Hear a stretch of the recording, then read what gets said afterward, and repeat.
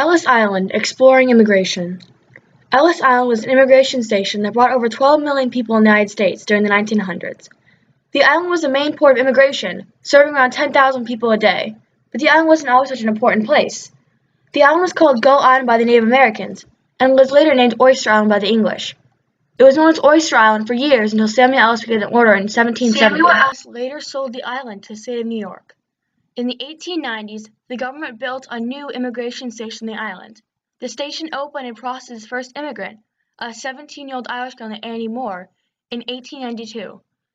The island continued operation until 1954. Before Ellis Island, the first U.S. immigration station was a place once known as Castle Garden, but today it is known as Castle Clinton. Though it allowed people to immigrate to America, Ellis Island was a much larger and efficient facility. Ellis Island allowed more people to come to America. When the island opened, it had changed considerably both in size and structure. The original island was 2.3 acres, but over the years became 27.5 acres. This is due to landfill and construction. The darker green area on the map is the original size of the island. The light green is where it was expanded. When an immigrant arrived at Ellis Island, they would have to go through a process called the 6-second examination. This was the examination that assessed a person's physical and mental health. A well-known and feared part of this inspection was the trachoma inspection, using a button hook to lift a person's eyelid to look for the disease. If they were determined to be physically or mentally unstable, the person would be marked with chalk on their clothes. An X meant the immigrant had a disability or was insane. They would then go through a legal inspection. When immigrants were about to board the ship to America, they had to answer 29 questions before getting onto the ship. These questions ranged from asking them their name to about their occupation to how much money they had. The questions were used in the legal inspection at the island. After their legal inspection, they would then proceed to the infamous staircase known as the Stairs of Separation. One set of stairs led to the railway, one led to the ferry, and the other went to the detention facility.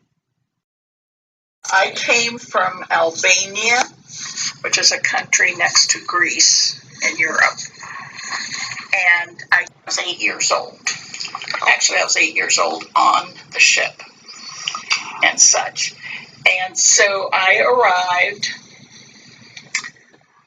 I knew no English, and in my country and in the village where I came from, it was exciting for people to come to America because many of the men, grandfathers and fathers, would come over here and get a job.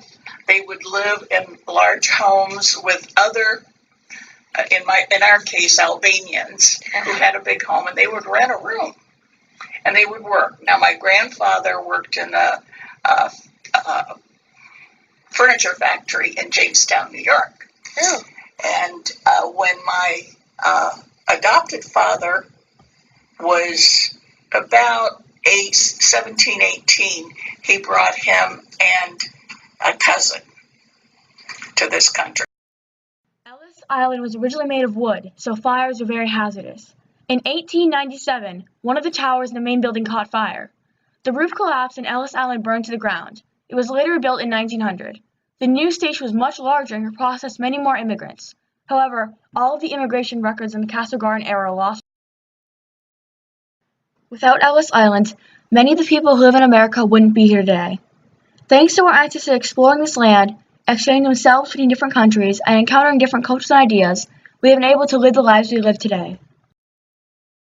During the time that World War I began, the amount of immigrants coming and passing through the island was substantially lower. People were wary of undetected terrorists passing through.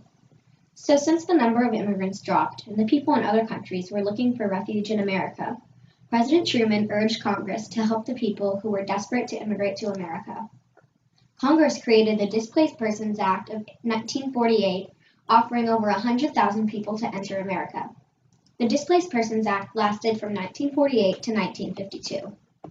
In 1965, President Lyndon B. Johnson made Ellis Island a part of the Statue of Liberty Monument. It was open to the public from 1976 through 1984 for viewing. In 1984, the island was majorly restored, making it the largest historic renovation in U.S. history. The main building was reopened in 1990 as the Ellis Island Immigration Museum.